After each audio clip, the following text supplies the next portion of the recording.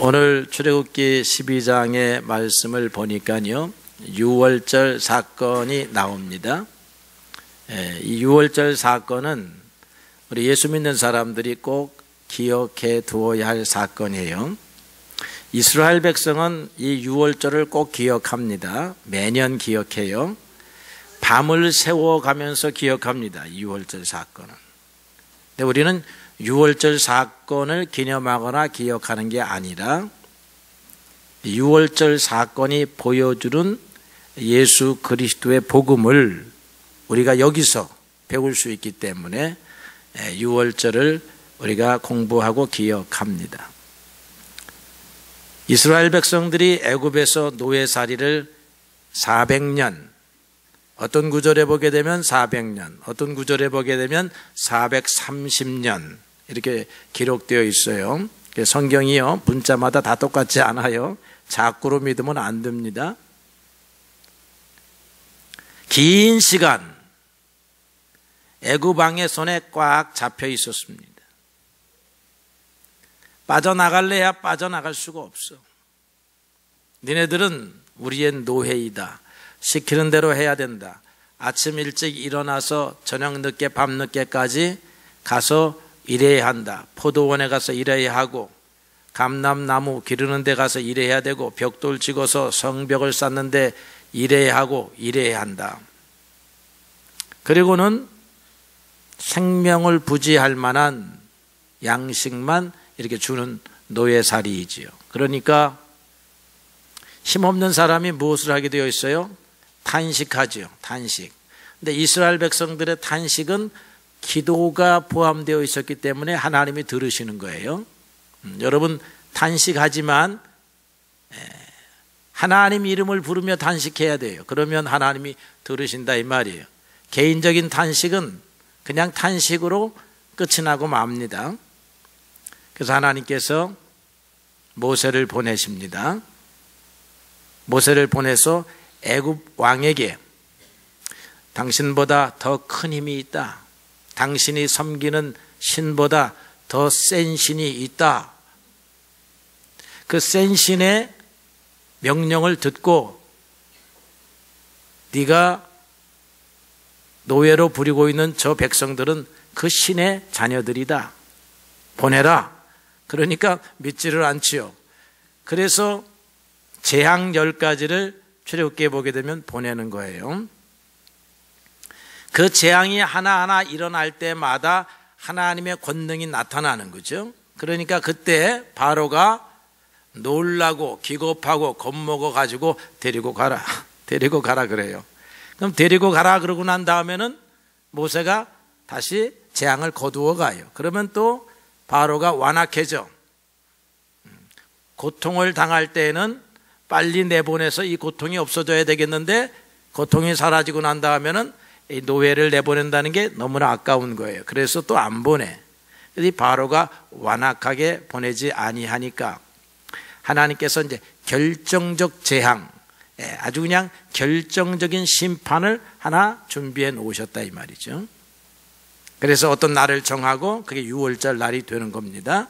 정하고 애굽의 장자, 사람의 장자부터 짐승의 첫 새끼에 이르기까지 첫 것은 다 멸하시겠다, 죽이시겠다 그렇게 약속을 하셨어요. 왕가의 자손부터 감옥에 갇혀있는 죄수의 자손까지 빈부 귀천을 불문하고 좌우지간 첫 것은 다 데리고 가시겠다라고 하신 거죠. 그래서 바로에게 선포합니다. 바로가 안 들어. 그러니까 하나님께서 그 일을 치르시는데, 오늘 이 말씀은 바로에게보다도 이스라엘 백성에게 더 중요하고 이스라엘 백성보다도 오늘 우리에게 더 중요한 말씀이 되는 것입니다. 너희들은 양을 잡아라. 피를 받아가지고 그날 밤에는 좌우 설주, 그 다음에 인방, 출입구의 문이 있죠. 출입구의 문을 전부 다 양의 피로 발라라. 그날 밤에 여호와의 사자가, 오늘 성경의 말씀에는 멸하는 자가 하나님의 명령을 집행하고 수행하는 천사가 애국 전역을 수색하러 다닐 때에 집에 어린 양의 보혈에 피가 묻어 있는 집은 지나갈 것이요, 넘어갈 것이요, 그렇지 아니한 집은 들어가는 거예요. 그래서 이 6월절이 한자로 보게 되면 지나간다, 넘어간다 그런 뜻입니다. 여러분, 월남한다, 월남이 좋죠. 월북보다는 월북한다, 넘어간다는 거예요. 6월절입니다. 영어로는 pass over, 지나가는데 넘어서 지나갑니다. 재앙이 지나가는 거예요. 그날 밤은 여호와의 밤인데 어떤 집은 재앙이 임하고 어떤 집은 재앙이 넘어가는 것입니다. 믿음의 사람들에게는 하나님의 심판이 지나가고 애굽의 백성과 같은 불신의 사람들은 심판이 임하는 거예요. 우리 성경 시편에 보게 되면 밤에는, 저녁에는 울음이 기숙할지라도 아침에는 기쁨이 오리로다 그랬습니다. 이 아침은 우리가 활동하는 시간인데 하나님이 지난밤에는 심판하지 아니하시고 기력을 충전시켜 주셨다가 이 아침에 그 한날을 살아가기에 충분한 지혜와 건강과 능력을 주셔서 나아가게 하시기 때문에 여러분들은 어젯밤에도 여호와의 밤을 지나왔어요. 그리고 오늘 이 아침에는 기쁨의 시간을 맞이하는 줄로 믿습니다. 아침마다 기쁨을 맞이하시는 여러분들이 되시기를 축원합니다. 믿음 있는 사람들은 그렇게 될 것이요. 그래서 애굽 사람들에게는 이 사실이 감추어져 있지만 이스라엘 백성들에게는 이 사실이 알려졌어요. 하나님의 비밀인데 믿음의 사람들에게는 알려졌다. 그날 밤에 애굽 사람들은 평소와 같은 일상적인 삶을 살아갑니다. 주인된 삶, 그래서 먹고 마시고 연회하고 연락하는 삶, 궁중에서는 무희가 춤을 추고 술이 대접이 되고 쾌락과 그런 만취의 밤이 그날 밤에도 지나갑니다. 이스라엘 백성들만이 하나님의 약속의 말씀을 믿고 긴장해서 어린 양을 잡고 무교병을 만들고 그리고 어린 양의 피를 우슬초에다가 묻혀서 문 출입문에다가 바르고 그 다음에 그날 밤은 특별히 옷을 벗지 않고 허리띠를 더 단단히 동여매고 신발도 신고 그 다음에 지팡이도 준비하고 이제 곧 떠나라 하는 명령이 나면 떠날 준비를 하고 그 밤을 지새우고 있다는 것입니다. 애굽 사람들의 그날 밤하고 이스라엘 사람들의 그날 밤이 확연하게 대비가 되고 차이가 납니다. 이거는 오늘 우리에게 어떤 삶을 살아가라 하는 것을 지시해 주는 그런 말씀이라 그렇게 믿습니다. 그러나 많은 사람들이 하나님의 심판을 생각하지 아니하고 방주를 만드는 노아를 보지만 그것을 주의 깊게 생각하지 아니하고 소돔성을 급하게 떠나가는 롯의 모습을 뒤에서 비웃고 그가 던진 하나님의 심판의 말을 농담처럼 여기는 사위들도 있었고 그런 것입니다. 하나님의 축복과 하나님의 심판은 먼 훗날의 이야기가 아니고 오늘 여기에서 일어나는 사건입니다. 하나님의 축복이 먼 훗날 마지막 날에 올 그 축복보다는 조금 작지, 하나님의 심판이 마지막 날에 우리에게 임할 그 심판보다는 지금 조금 작아서 우리가 그냥 대략적으로 간구하고 넘어가는 것입니다. 여러분, 작은 기쁨을 거두셨습니까? 하나님이 주시는 큰 기쁨이라 생각하고 크게 감사하시고, 여러분 작은 어려움을 겪었습니까? 혹시 이것이 나에게 주시는 하나님의 징계, 나중에 올 큰 징계를 지시하는 것이라 생각해서 경계하고 그렇게 살아가는 거예요. 오늘 우리의 삶이, 오늘 세상 사람들은 주지육림에 이렇게 파묻혀 가지고 작은 것, 기뻐하지 않고 더 큰 거 찾고 더 큰 거 찾기 위해서 죽이고 빼앗고 도둑질하고 이런 일들을 하고 살아가는 사람들로 우리 주변에 둘러싸여져 있는데, 믿음의 사람들은 신앙적 삶을 살아야 된다라고 하는 것을 배우게 됩니다. 오늘 예수님은 하나님이 우리에게 주시는 비밀입니다. 하나님께서 세상을 구원하기 위하여 이 땅에 보내신 분이 예수님입니다. 예수님만이 우리가 의지할 유일한 이름입니다. 예수님은 모두에게 공개적으로 오신 분입니다. 비밀이 아닌데, 그러나 믿지 못하는 사람들에게는 예수님은 여전히 비밀로 남아 있습니다.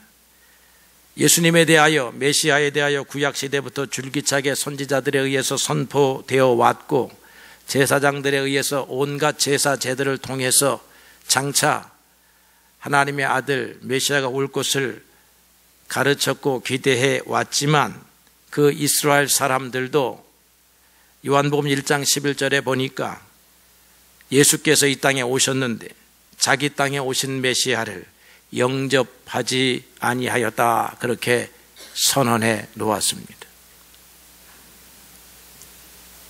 많은 사람들에게 예수가 여전히 비밀로 남아있는데, 오늘 믿음의 사람들에게는 예수님이 우리를 하나님 앞으로 나아가게 하는 새로운 길, 살아갈 길, 생명의 길로 그렇게 드러나 있음을 감사하지 아니할 수가 없습니다. 그들이 오늘 저녁 밤에 출입구에다가 양의 피를 발랐는데, 그것은 인식의 표입니다. 하나님의 천사들이 딱 보고 구별하는 구별의 표이죠. 아, 이 집은 믿음의 집이로구나, 하나님의 자녀의 집이로구나, 백성의 집이로구나. 우리가 많이 읽었던 아라비안 나이트의 알리바바와 40인의 도둑에 보게 되면 집에다 이렇게 표시를 하려잖아요. 알리바바가 도둑들의 재물을 훔쳐가고 나니까 도둑들이 그 뒤를 밟아가지고 알리바바의 집을 찾아서 동그라미 표를 딱 합니다. 이 집은 내일 우리 모든 도적이 와가지고 멸망시켜야 할 집입니다. 그 표시가 어떤 때는 멸망의 표시이고요, 여기서는 생명의 표시라고 하는 것입니다. 그래서 우리가 이런 인식의 표를 가지고 살아가야 하는데, 사람이 아는 표식이, 옛날에 예수 믿는 사람들 로마 시대 때에는 나는 예수를 믿습니다 라고 하는 말을 서로 말하지 못했다고 해요. 예수 믿는다 그러면 잡아간단 말이죠. 여러분들이 그 10개 같은 데서 영화를 보게 되면 예수 믿는다고 해가지고 특별히 네로 황제 시대에 잡혀가서 화형당하기도 하고 사자와 싸워서 죽기도 하고 막 그러지요. 그래서 서로가 서로를 예수 믿는다라고 말하지 못하던 시절에 그들이 하나의 표식을 만들었습니다. 우리 주 예수 그리스도라고 하는 말을 헬라어로 이니셜을 따가지고 따보니까 그 말이 물고기가 되는 거야. 그래서 서로 만나면 무슨 이야기를 하려고 하면, 중요한 이야기를 하려고 하면 쓱 발밑에 있는 흙바닥에다가 이렇게 예수님이 땅바닥에 글씨를 쓰듯이 물고기를 이렇게 그립니다. 그러면 아, 예수 믿는 사람이라구나 하고서는 서로 마음을 딱 합쳐가지고 거래도 하고 이야기도 하고 동행도 하고 그런다 이 말이에요. 사람이 서로 알아볼 수 있는 그런 표식이 있죠. 그런데 하나님이 우리를 알아보는 표식이 있어요. 그 표식이 옛날 구약 시대에는 할례입니다. 할례. 하나님께서 아브라함에게 너희가 내 백성이면 할례의 의식을 행하라. 그래서 그들이 할례를 해요. 몸에 표식이 생긴단 말이에요. 할례를 하는 것은 굉장히 고통스러운 일입니다.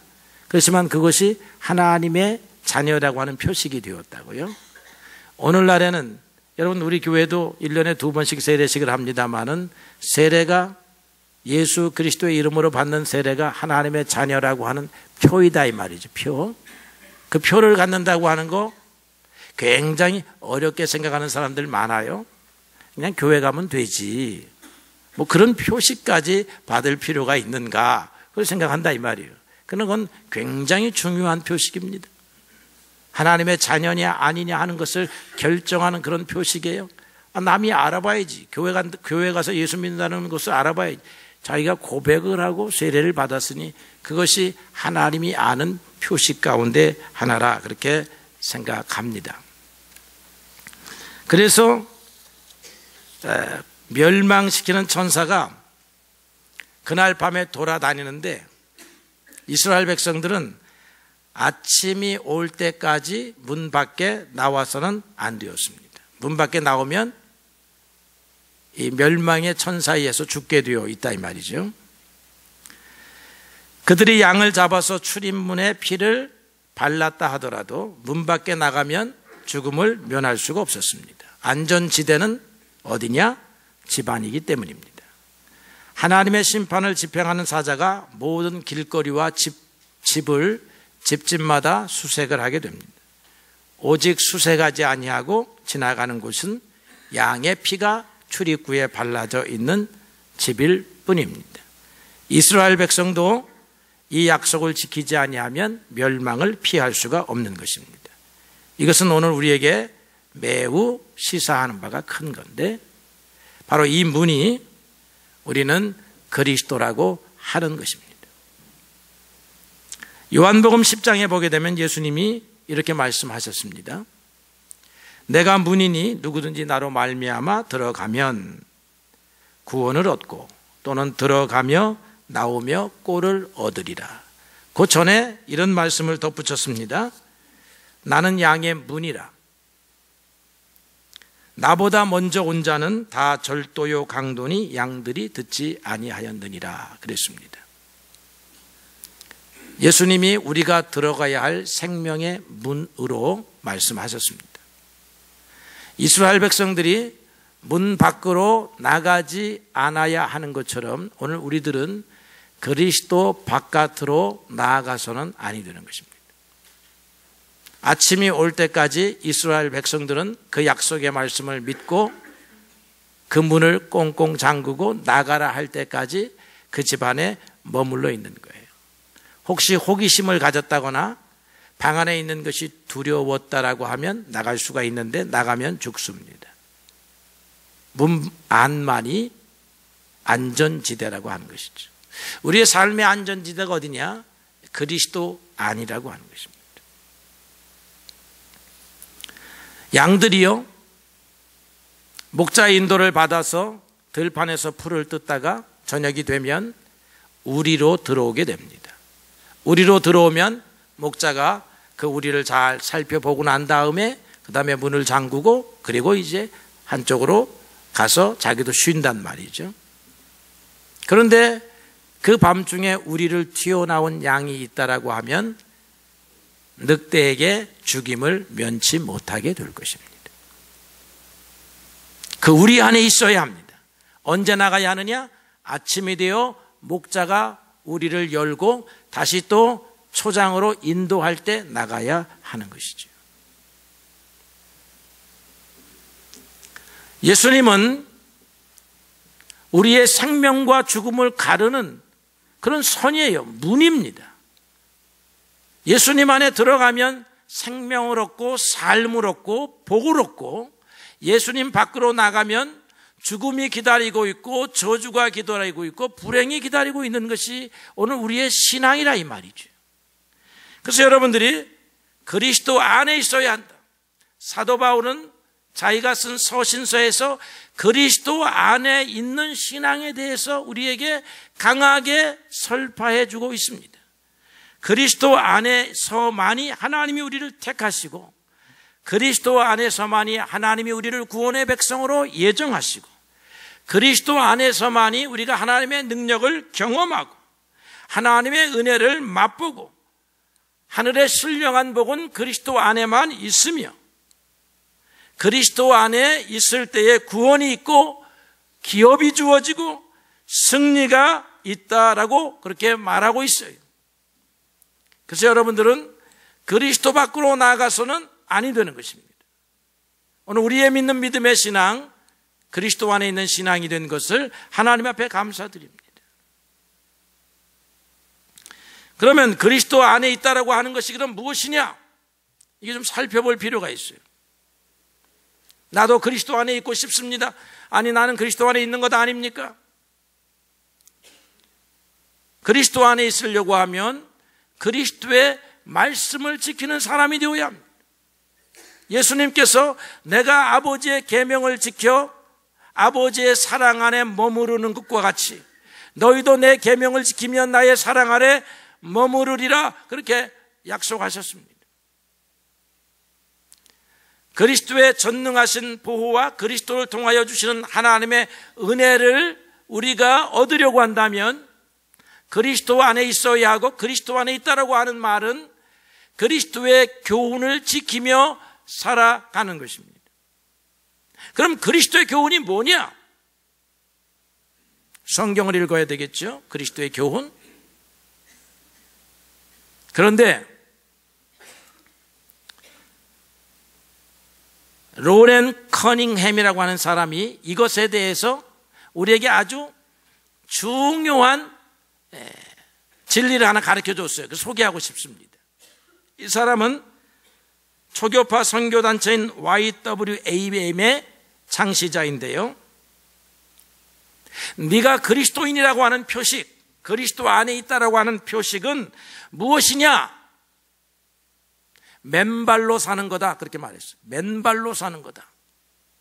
여러분, 맨발로 살아야 그리스도 안에 있다는 것이에요. 이게 맨발은 그냥 양말 벗고 사는 삶이라고 생각하면 안 되고, 맨발이 뭐냐? 오늘 여러분들이 이 말씀에만 좀 한번 마음에 새기면 은혜가 될 줄로 압니다. 이 양반이 맨발에 대해 이야기하면서 모세를 예를 들었습니다. 하나님이 모세를 부를 때에 내가 선 곳은 거룩한 곳이니 내 신을 벗어라, 그랬다는 거예요. 다윗이 압살롬의 반란, 아들의 반란 때문에 예루살렘에서 쫓겨가지고 감람산을 넘어가서 요단강을 건너서 도망갈 때 맨발로 도망을 갑니다. 예수님께서 성경에는 기록되어 있지 않지만 골고다의 길을 걸어서 십자가에 달릴 때 맨발로 갔을 것하고 추정합니다. 맨발이다 이 말이에요. 노예는 십자가의 처형을 당할 사람은 신발을 벗겨요. 거기 가서는 옷도 다 벗기잖아요. 이 맨발인데, 맨발은 노예의 표시라는 거예요. 노예의 표시, 패배자의 표시, 더 나아가 종의 표시, 종의 표시입니다. 우리가 하나님 앞에서 종의 모습으로 살아가는 그런 삶, 그리스도의 말씀을 지키기 위하여 종된 자의 자세를 가지고 살아가는 삶, 예수님께서 하나님과 동등됨을 자기의 것으로 취할 것으로 여기지 아니하시고 자기를 비우셨던 그런 비움의 삶이 이 맨발이라는 거예요. 맨발. 신을 벗어서 하나님의 종이 되고 하나님의 종된 신분으로 사람을 섬기는 삶, 이것이 그리스도의 정신이요, 그리스도가 우리에게 가르치신 사랑이요, 그리스도께서 오늘 우리에게 명령하시는 삶의 태도라고 하는 것입니다. 마태복음 25장에 보게 되면 마지막 날에 하나님께서 오른편 왼편 양과 염소로 갈라서 오른편에 있는 양은 하나님이 축복하시겠다는 것이고 왼편에 있는 염소 떼는 하나님이 심판하시겠다고 하는 건데, 그리스도에 대하여 어떻게 대우했느냐 하는 것이 결정적 기준이에요. 그런데 예수님께서 당신에게 어떻게 대우했느냐 하는 것을 형제에게 어떻게 대우했느냐로 확대하십니다. 근데 형제에게 사랑을 베풀었는데 이게 어떤 정신일 때 가능하느냐? 그들을 섬기려고 할 때 가능하다. 맨발일 때 가능하다. 나는 하나님의 종이다 라고 할 때 가능하다라고 하는 것입니다. 더 큰 목표를 위하여 스스로 자발적으로 종된 자세를 갖고 살아갈 때에 우리는 그리스도 안에 참되게 있다라고 말할 수 있는 것입니다. 명백한 표시로는 예수님을 그리스도로 고백하고 그분을 찬양합니다. 그러나 삶으로는 그분의 교훈을 받아서 우리도 맨발로 산다. 욕심으로 살지 아니하고 세상의 교훈으로 살지 아니하고 주님의 교훈으로 살아간다. 그것이 그리스도 안에 있는 거예요. 여러분, 오늘 성경의 말씀은 그리스도 안에 있으라 하는 말이에요. 그리스도 안에 있으라고 하는 말을 삶에서 어떻게 구현해낼 수 있느냐? 하나님의 종되어 이 세상을 섬기면서 살아가는 것입니다. 자기를 높이며 살아가는 사람은 그 이름은 예수님을 부르지만 그리스도 안에 있지 아니하고 마치 이스라엘 백성들이 문 밖에 나와서 어슬렁거리는 것과 비슷하다라고 하는 거죠. 그리스도 안에 있으면 하늘의 복, 땅의 복을 받는데 여러분, 종된 자세를 가지고 맨발의 정신을 가지고 내 이웃을, 내 형제를 섬기면 여러분 하늘의 복을 받습니다. 땅의 복도 받습니다. 건강의 복도 받는 줄로 압니다. 내 건강을 위해서 온갖 비타민을 먹어서 건강이 유지되는 게 아니라 다른 사람을 섬겨 심령이 평안할 때에 비타민 10개를 먹는 것보다 어떻게 해요? 건강이 더 올 줄로 압니다. 저도 벌써 나이가 먹어가지고 식탁 앞에 건강 보조식품이 얼마나 쌓여 있는지 몰라요. 안 먹는다 그래도 우리 부인이 갖다 놓고 성도들이 줘가지고 쌓여 있어. 우리는 건강, 행복, 재물, 권세 이런 것 때문에 세상적 노력을 굉장히 많이 합니다. 여러분, 그리스도 안에 있는 게 더 중요해요. 그리스도 안에 있는 거. 마음이 흔들리지 아니하고 하늘을 보고 하나님을 바라보는 신앙과 더불어 우리의 형제와 이웃에게 그리스도의 사랑을 맨발의 정신을 가지고 보여주며 살아가는 삶, 이런 사람은 영도 건강하고 육도 건강할 줄로 믿습니다. 우리의 삶의 자세가 조금 방향이 바뀌어야 되겠어요. 그리스도 안에 있으라 하는 말에는 다 아멘할 것입니다. 그리스도 안에 있는 방식에 대해서는 생각해 보려고 할 것입니다. 생각해 보세요. 나는 오늘 그리스도 안에 있으리라. 아멘. 나는 이러한 방식으로 그리스도 안에 있으리라 하는 것에 대해서는 여러분들이 기도하시고 성경 읽으시고 예수께서 어떻게 사셨는가 보시고 그리고 거창할 것이 아니라 내 삶의 주변에서 할 수 있는 대로 맨발의 정신으로 갖고 살아가는 것, 그것이 우리가 그리스도 안에 있는 방식이라 말할 수 있습니다. 주님의 놀라우신 은혜가 사랑하는 성도들에게 함께 하시기를 축복합니다.